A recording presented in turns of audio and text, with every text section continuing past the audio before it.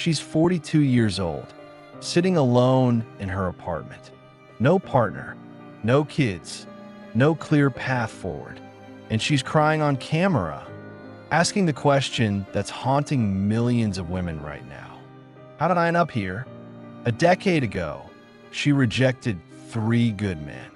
One wasn't tall enough. One didn't make enough money. One just wasn't exciting enough. She thought she had time. She thought she could wait for perfect. She thought independence would bring fulfillment. Today, she'd give anything to have one of those men back. But they're gone, and they're not coming back. Meanwhile, those same men, they're fine. Better than fine, actually. They're thriving. They've built lives filled with purpose, peace, and freedom. They're not sitting alone wondering where it all went wrong. Because here's the uncomfortable truth nobody wants to say out loud. Women are lonelier than men, and it's getting worse. You see it in the data. You see it in the media. You see it in women's faces when they hit 40 with no partner, no kids, and no path back. And here's the part that really stings. Men are fine. Not all men, but most men over 40 who are single, they chose it, and they're at peace. Women over 40 who are single, most didn't choose it, and they're suffering. So how do we get here? How did we create a world where women, who are biologically wired for connection, are more isolated than men, who are built to function alone? The answer is simple. Toxic feminism sold women a lie, and now they're paying the price. Let's dive in. Sorry for the interruption. If this resonated with you, please subscribe and comment your one subscribe. Give me motivation. Let's start. Let's start with biology. Men are built to handle solitude. Women aren't. Before we talk about culture, ideology, or blame, let's talk about biology. Because this isn't about pointing fingers. It's about understanding reality. Men are built to handle solitude. Women aren't. From the beginning, men were designed to function alone. Hunt alone, build alone, solve problems in isolation. Thousands of years of evolution wired men to be comfortable in solitude. That doesn't mean men don't want connection, but it means men can survive and even thrive without it. A man at 50, living alone with his workshop, his hobbies, his routines, he's probably fine, maybe even happy. Solitude doesn't break men. It's uncomfortable sometimes, sure, but they adapt. Women? Different wiring. Women are built for connection, for community, for relationships. Now, I'm not saying women are weak. Not all. But the fact is, biologically, psychologically, evolutionarily, women need social bonds to thrive. It's why women form tight friendships, why they stay close to family, why they crave partnership more intensely than men. And research backs this up. Studies show women suffer more from social isolation than men. Higher rates of anxiety, higher rates of depression, faster health decline. A woman at 50 living alone, the data shows she's struggling more than her male counterpart. Not because she's flawed, but because her biology is screaming for connection she doesn't have. So if women are wired for connection, how did we end up in a world where they're lonelier than ever? Simple. Toxic feminism sold women independence and delivered isolation. How feminism created the loneliness epidemic. For decades, feminism told women a very specific story. You don't need men. Independence is power. Marriage is oppression. Focus on your career. Delay relationships. You have time. Freeze your eggs if you want kids. And women believed it. They rejected relationships in their 20s. I'm focusing on my career. They delayed marriage in their 30s. I'm not ready to settle. They prioritized independence over partnership. I don't need a man. Meanwhile, feminism made dating a minefield for men. Women were taught to see men as threats, to demand equality but expect provision, to want independence but also expect men to lead, to reject traditional roles but still expect traditional treatment. Men looked at this contradictory mess and said, "This isn't worth it." So they walked away, not in protest, not in anger, just quietly opted out. And here's what women didn't expect. Men adapted. They built lives without women, found purpose in hobbies, projects, businesses, friendships, discovered that peace beats chaos every time. Men over 40, 50, 60, single by choice. They're thriving in ways women didn't predict.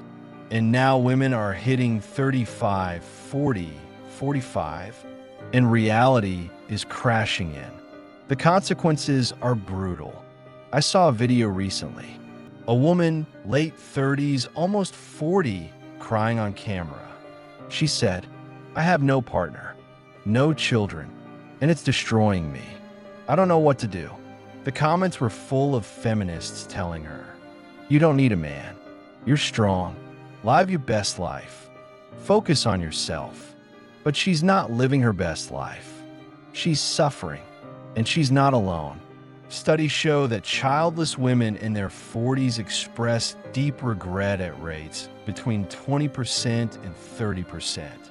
That's millions of women who were told you have time, realizing they don't. Women over 40 report higher loneliness than men the same age, higher rates of anxiety and depression, lower life satisfaction. And here's the part nobody talks about. A lot of feminists hit 45 and start privately rethinking everything. Publicly, they're still posting about how empowered they are, how they don't need men, how independence is everything. Privately, they're worried, they're crying, they're wishing things were different. They're wondering if they made the wrong choices. Not all of them.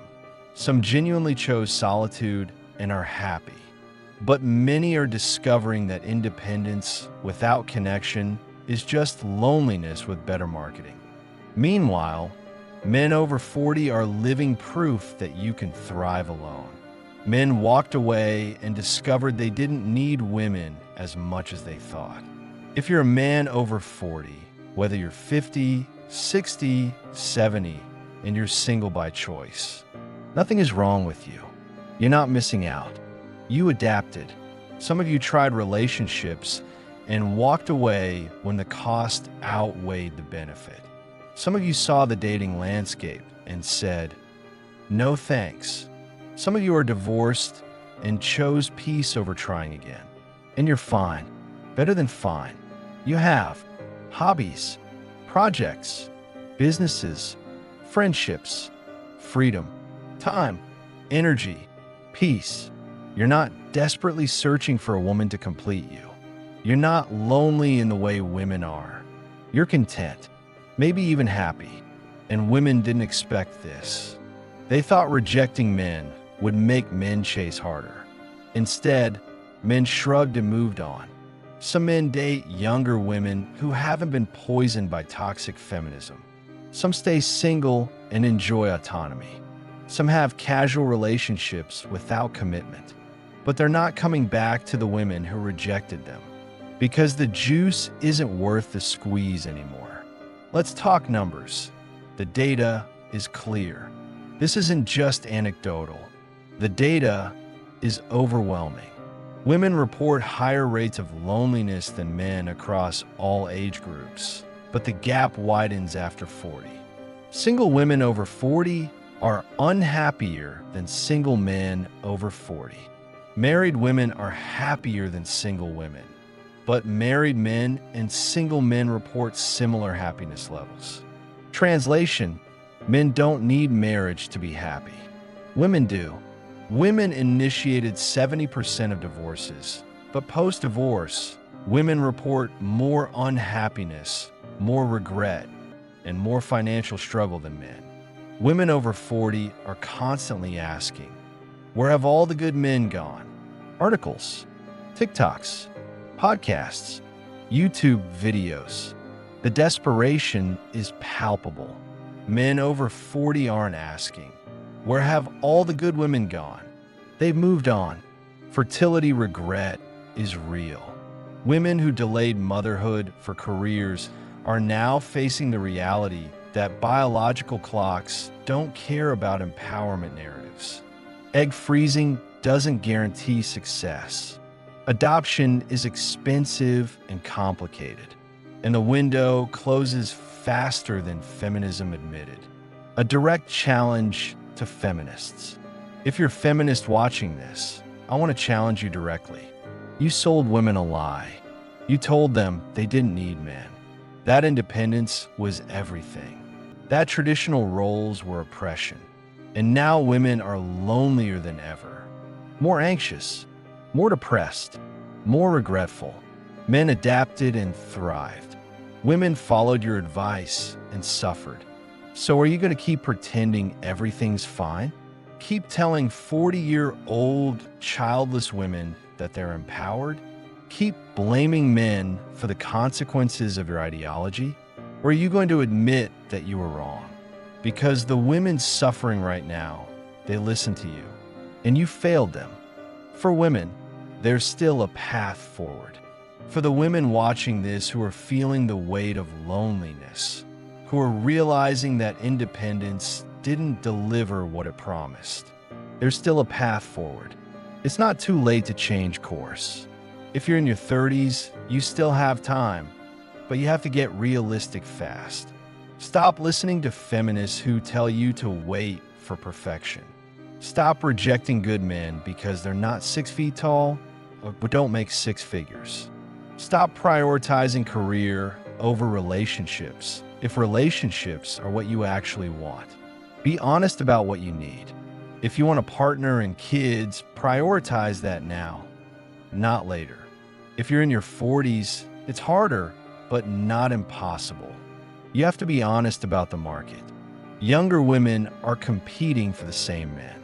Your options are smaller. Your timeline is shorter. But good men still exist.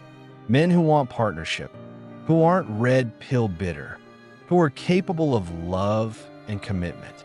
You just have to offer something real. Not games, not tests, not the same feminist contradictions that drove men away. If you're in your 50s or beyond and single, you have to make peace with reality.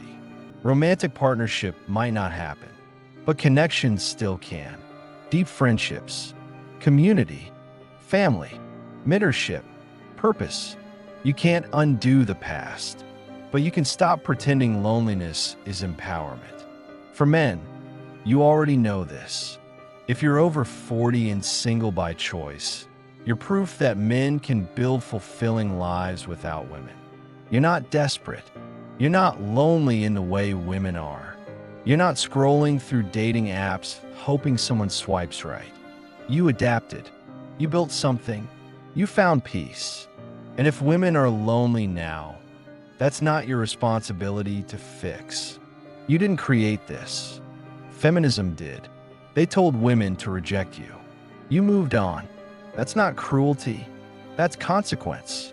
You're allowed to choose yourself, to protect your peace, to say no thanks to relationships that don't add value. And you're not broken for being content alone. You're evolved. So here's what this all comes down to. Feminism created a loneliness epidemic, and women are bearing the brunt of it. Men adapted. Women are suffering. And pretending otherwise doesn't help anyone. The solution? Women have to get honest. Stop following an ideology that isolated them. Stop rejecting connection in the name of independence. Stop pretending they're fine when they're not. And men, keep doing what you're doing. Building, thriving, living on your own terms. Now, for men who are focused on themselves and their well-being, I have a weekly newsletter that helps you live a healthier, stronger, happier, more peaceful, and more fulfilled life. It's for men who chose themselves and want to keep thriving. The link's in the description and pinned in the comments. And now, here's what I want from you. Men over 40, are you single by choice? And are you happier now than you were in relationships? Drop your story in the comments. And women, if this hit home, if you're realizing that independence didn't bring what you thought it would, be honest. What do you wish you'd known at 25? Because the loneliness epidemic is real. The data is clear, and ignoring it doesn't make it go away. If this validated something you've been thinking but couldn't say out loud, if you finally feel seen, hit that subscribe button. Share this with a man who needs to know he's not broken for choosing peace. Because we're here for men who built lives on their own terms, who refused to settle, who discovered that thriving alone beats suffering together. Every single week. Thanks for watching.